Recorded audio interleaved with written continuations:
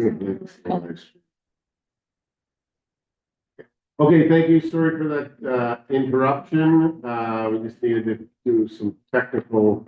Hopefully your hearing is better. Deputy Chief, that's better than it was. Okay. Okay, so thank you. We got the report from Kirsten. Thank you for that. On our end, any questions or comments from the board? Start with Tony. Yeah, through you, Chair McLean. Hopefully you can hear me. My one question is on the overtime. When I look at the change from year over year, if you could provide some commentary as we start stabilizing our complement of service and civilian staff. I presume we're going to be anticipating that year over year trend of overtime will start diminishing to a more stable level. Is that a fair assumption? Yeah, thank you. And yeah, there's no doubt it's an important conversation. And for the past 2 years, we've been in the range of budgeting for about $3.5 million, anticipating that there's some overtime in every year of police operations. But last year we were over $5 million, and this year around $6 million above that forecasted overtime. So just as a snapshot, the bulk of that is filling vacant positions, as we have had staffing deficiencies or vacancies, mostly in frontline patrol, some in operational support for our deployments of the public safety team, our emergency response team for warrant executions, also supporting other jurisdictions around us. There's a partnership requirement for us to support operations in other areas, and that comes here as well. We have said in all forums that this is not the way that we want to be operating. It's not fiscally prudent and sustainable, and from a wellness standpoint, it's not sustainable.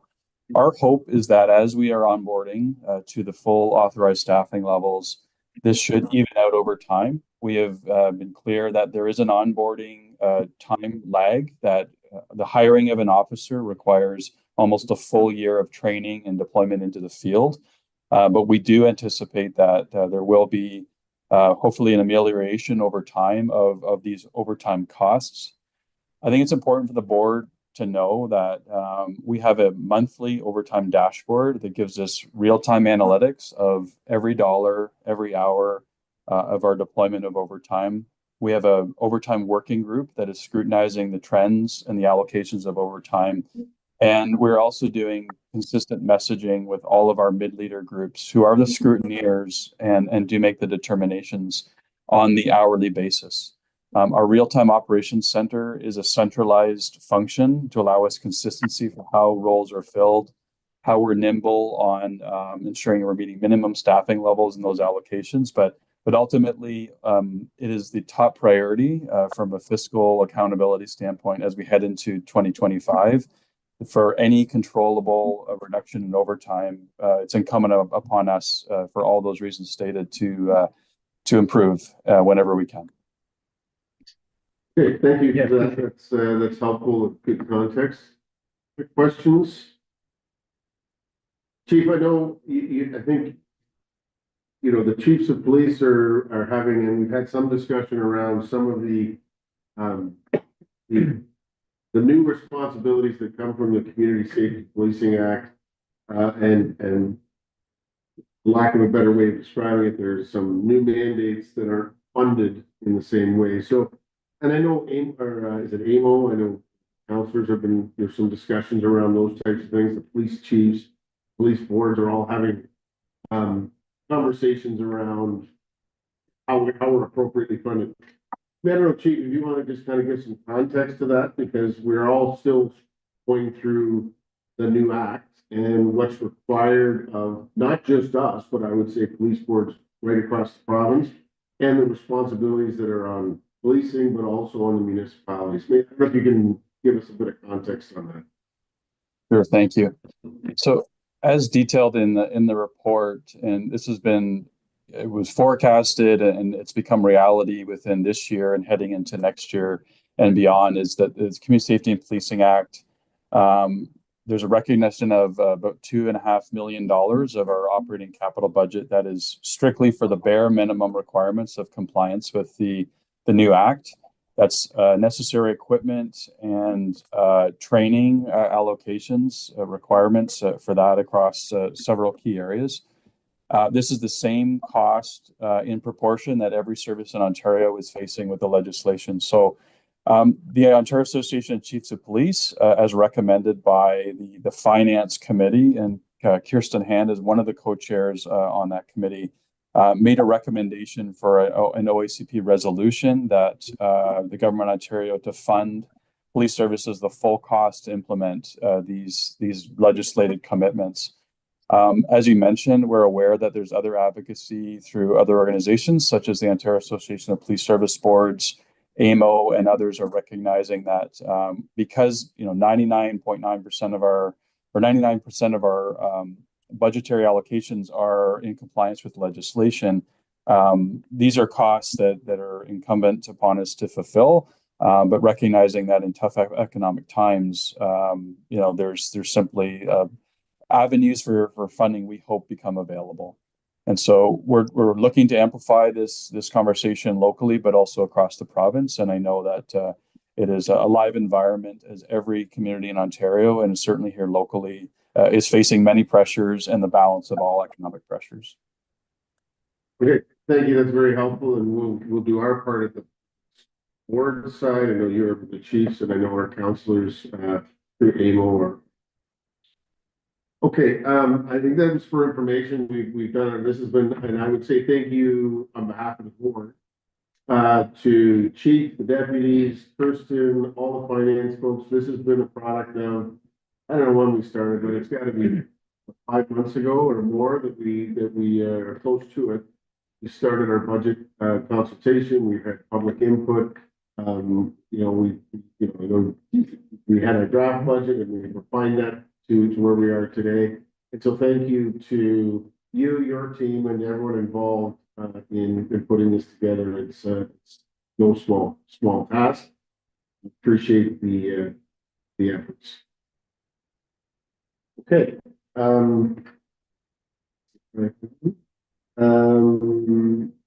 think 11.5 is the community safety and well-being 2024 updates. I think Inspector Aaron Mathias is with us, but Chief, are you going to start this, or one of the deputies? Yeah, happy to introduce Inspector Mathias as he gets settled, and he has a short presentation. So some of our regional council representatives will be aware that there was an all councils meeting held last Friday, and it was really a snapshot and summary of the collective efforts of the community safety and wellbeing plan that has gone on through the course of the past year. So Aaron Mathias will walk through that. I mean, I do want to emphasize from a leadership standpoint the importance of this plan. It is embedded in the Community Safety and Policing Act, a requirement for our community to mobilize and to unify on the top priorities. And we will continue to bring this conversation back to the board to emphasize our role, our commitment, but also the collaborative, connective pieces that are happening across the region. We're very hopeful that within 2025, from a leadership, governance, and action standpoint, we can move the needle on some of these key areas that will make a difference in our work, but also the lives of the community that we serve. So over to you, Aaron. Thanks very much. Thank you, Chief. Just make sure everyone can see my screen here. Excellent. Well, good morning, Chief, Chair McLean, and members of the board. Very pleased to join you today and provide a brief summary of the 2024 Community Safety Wellbeing Plan update that, as the Chief mentioned, was provided at the All Councils meeting on December the 6th. And again, just to reiterate, as the Chief stated, reminder of our legislative requirements under the Community Safety and Policing Act, that the Community Safety Wellbeing Plan sets out requirements for us, which includes the identification of community risk factors, identifying which of those will be treated as a priority, and then developing strategies around those to reduce those prioritized risk factors. We're also required as municipalities to set measurable outcomes and reporting measures. The plan encourages multi-sector and upstream approaches to identifying these priorities. And as we know, our 4 regional priorities are here. And in terms of overall progress, 3 out of the 4 priority areas this year established action tables and undertook significant efforts to understand ongoing work and community need across each area. We'll start with combating hate. Systems and community partners demonstrated great interest in this action table, with more than 30 leaders from across the region participating. This action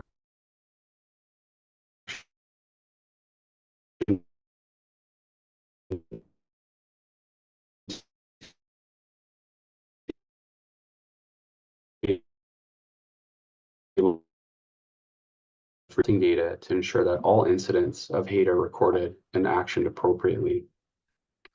Moving next to intimate partner violence, Aaron, can we get you to go back about, we lost you for about a minute there, so if you can maybe go back one slide and continue on? Yes, yeah.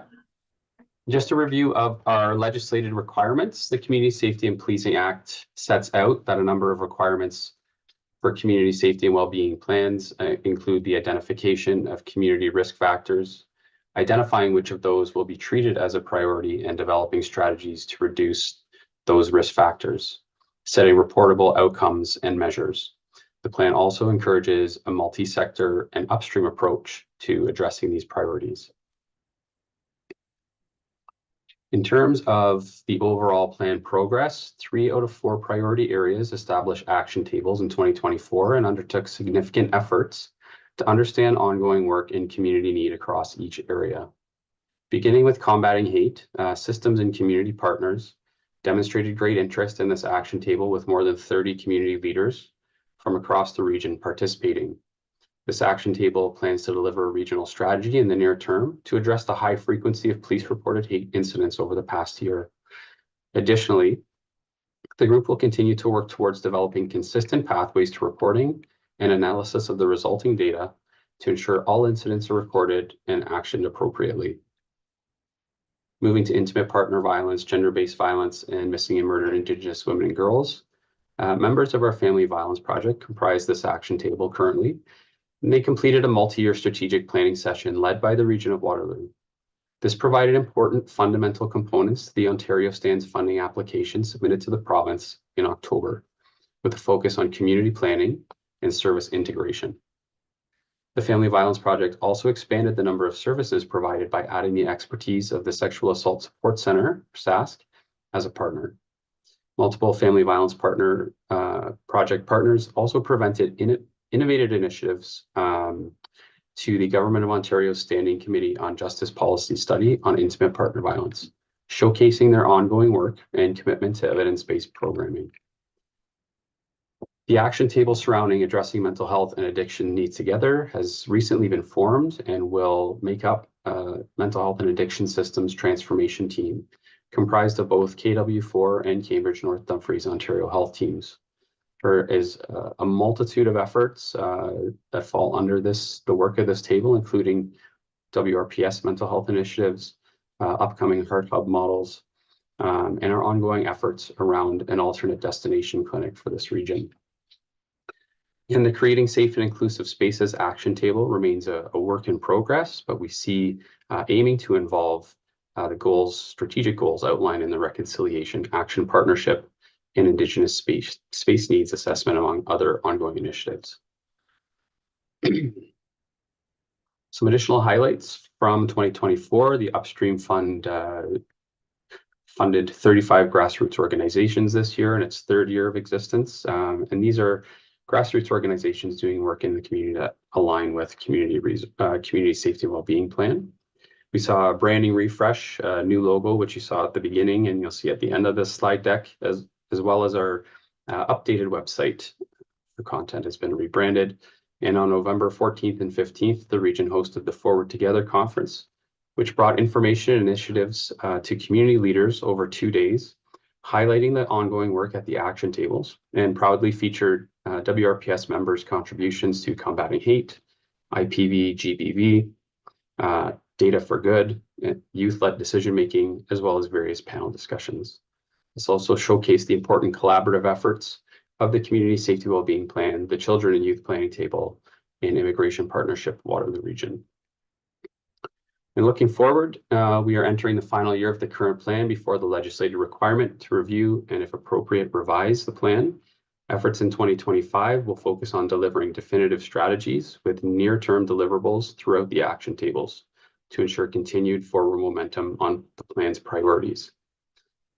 Notably, the WRPS has also committed to provide funding for a senior leadership role at the Region of Waterloo to lead the Community Safety Wellbeing Plan and provide plan leadership, accountability, and to enact the long-term vision of the plan.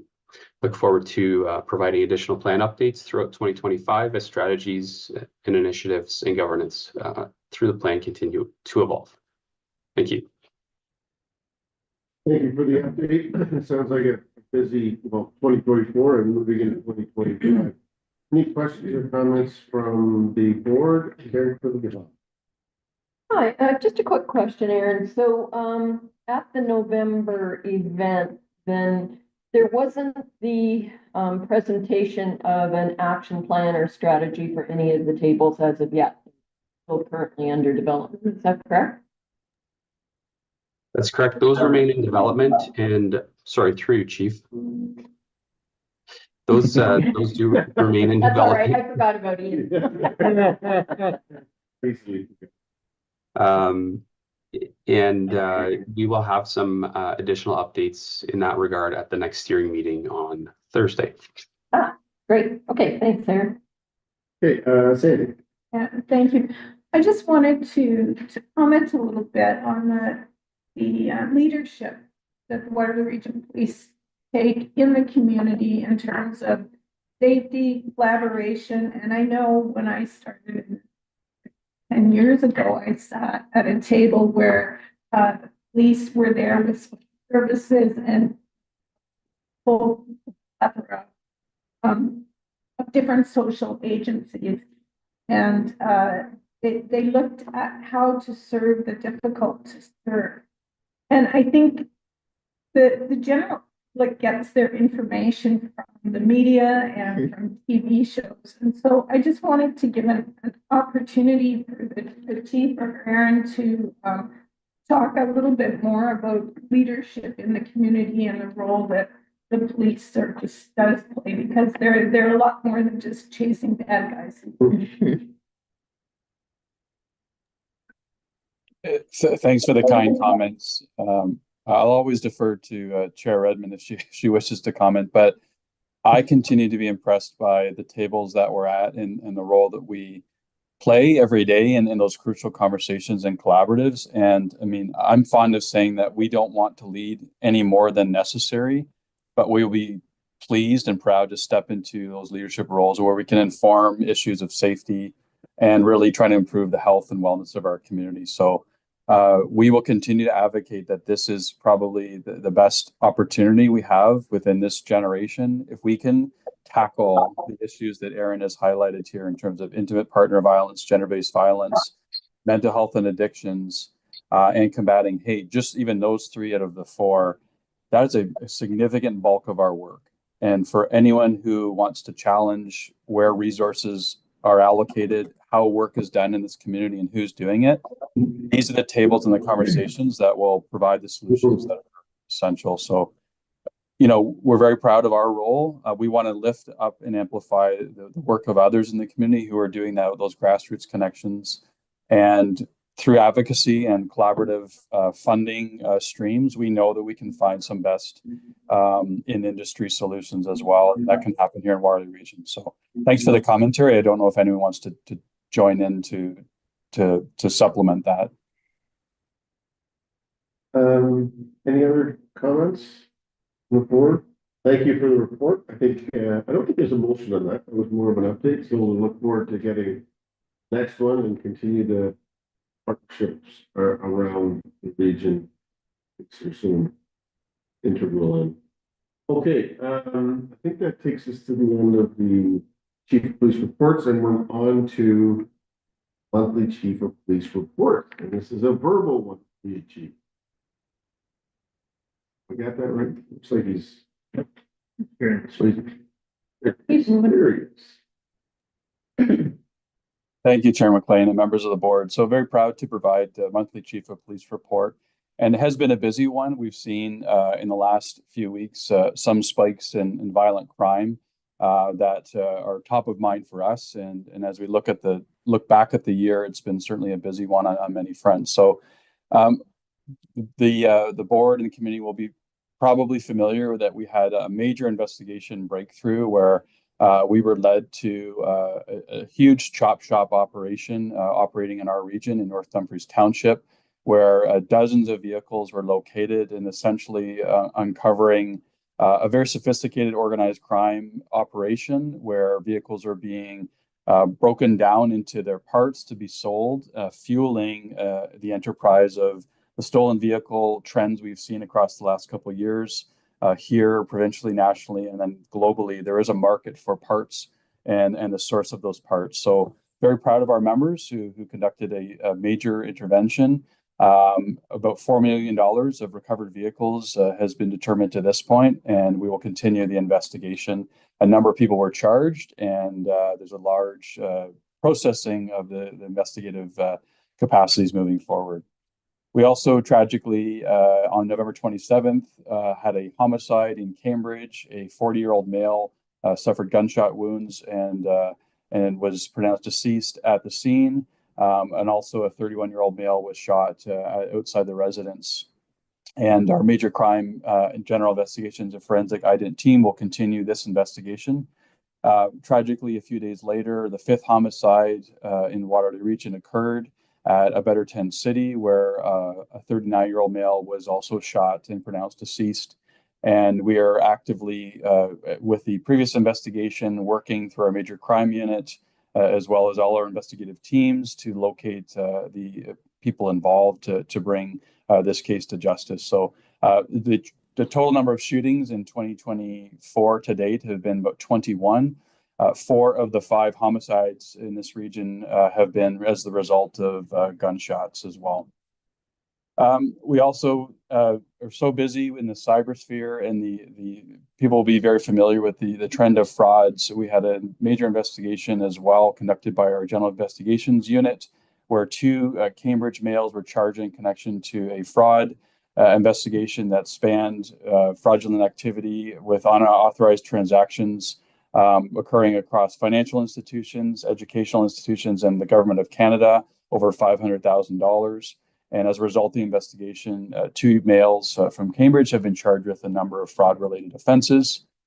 And just a feature of many of our proactive interventions, officers conducted a patrol traffic stop in the area of Westmount Road in Kitchener and located an individual who was wanted on outstanding warrants, was also in possession of various components of drug trafficking, weapons, including a replica firearm, and ultimately was charged with several offenses. This is the great proactive work that our members are conducting every day in their regular course of their duties and call response capacities in the community. Looking at our traffic services commitment, you can see displayed our number of charges for road safety throughout the month of November 2024. Again, our top areas of focus are on the fatal 4 offenses. In a proactive capacity, we also conduct commercial motor vehicle enforcement. We have very specialized officers who have the capacity through their investigations to recognize dangers and hazards on a roadway. So an example, in Willis Township, on a single day, November 25th, 22 vehicles were inspected, 8 were taken out of service, and 4 license plates were seized. A total of 48 charges were laid related to insecure loads, improper safety hazards, including defective brakes and improper tires and so on. So this is another specialized capacity of our traffic services work as well. And we will continue our Festive Ride campaign throughout the month of December heading into the new year. We have conducted thousands of vehicle checks, and we're very happy to see that many people continue to adhere to driving sober, arriving alive, and making smart choices when out celebrating the holiday season, and will be immersed throughout communities across the region throughout the next couple of weeks. And on a happier note, our Stuff a Cruiser campaign is well underway. Partnering with the Knights of Columbus, we're looking to raise toys for those in need. We will have been at Canadian Tire locations this upcoming weekend. We'll be at Walmart locations throughout the region of Waterloo, as well as Raffi Jewelers. These are amazing partnerships and commitments, and the community is so generous in helping us to raise funds and also toys for those in need. So look forward to those interactions. We had a very fun occasion. Chair Redmond joined myself and Kim Wellham from the Food Bank of Waterloo Region to join in together to raise awareness and some funds for the Food Bank of Waterloo Region as part of our annual commitment to raising food this time of year. And members across our region are engaging, as we often do, through a variety of proactive initiatives and community events. And we'll continue to celebrate with our community throughout the month of December as we turn the corner into 2025. So just want to take the occasion to wish everybody well through the course of the holiday season and thank everyone for their commitment to keeping and serving our community and look forward to a prosperous new year. Thank you very much. Doug?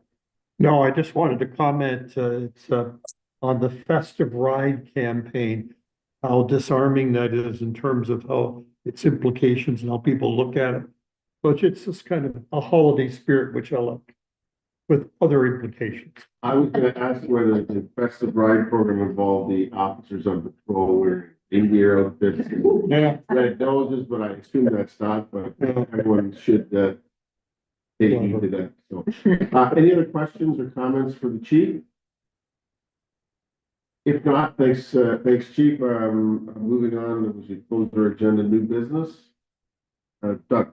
Just very quickly, and I brought this up before, it's the ongoing problems that we see with online scamming that's going on. I get these once a week, and I'm relatively bright, get it worked through that I shouldn't be opening them up. I get coaching from my son. But I think of just, well, I am a senior, of seniors that really can't really differentiate what's going on. And whether we need to really up the educational aspects of it. I came across one today that was pointed out to me. It was citibank.com. And then below it was citibank.com. What's the difference? Well, couldn't see anything. Well, the A in one was different from the A in the other, which indicated the scam. Mhm. That's how sophisticated it's getting. I just think we need to, with the cooperation of the region, to broaden our educational aspects of this. This is terrible, what's going on. It really is. And so much of the world is now online. Well, it is.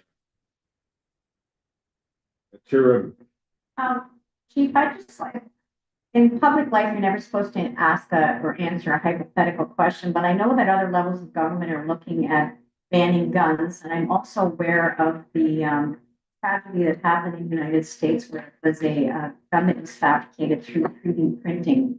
And I'm just wondering, when other levels of government, in our case, it's federal government, are talking about banning guns in a certain variety of them, are you, as police chiefs, involved in that? And would WRPS have a role in an amnesty or turning them in? Thank you. And there's certainly several layers to this. And, the vast majority of firearms that are used in the offenses that we're investigating are, stolen or illegally trafficked firearms making their way typically across the border through ports of entry and points of entry. But there's also concerns about just legal guns making their way into the wrong hands, as well as replica firearms as well. You also mentioned ghost guns, which are the fabrication of guns from parts, and they're untraceable often, 3D printed guns. And another concerning trend we've seen across North America is the ability to modify traditional firearms into automatic weapons at an accelerated rate. And so what I can say is Canadian Association of Chiefs and the Ontario Association of Chiefs are focused and mobilized on carrying out the legislative commitments in terms of the firearms buyback program. We want to strengthen our total advocacy, much like has been done for the campaign related to vehicle thefts, is how do we mobilize as a country all of those points of entry that allow guns to come across the border, making their ways into our community. So I can tell you we have a role at WRPS I think that we could signal to the board what your role could be from a board's advocacy position. And as we've mentioned many times, how do we link our organizations together at a police service, police board, and then provincial and national association level to make it loud and clear that guns and shootings and the use of firearms in offenses continues to cause fear, panic, and violence and victimization in our community. There's more we need to do, and there's definitely areas of opportunity that we can look at locally that we believe can make a difference. So I will take the board's comments. If there's a response, I'm happy to receive that as well. But on the fraudulent activity, but also the firearms front, I think these are important board reports for us to bring back, is to give the board and the community a sense of exactly what's happening in this community and what role can we play to improve these different areas of concern. I see nodding heads from everyone, so those will be welcome, both of those reports, Chief, the coming months. Okay, any future agenda items, information items?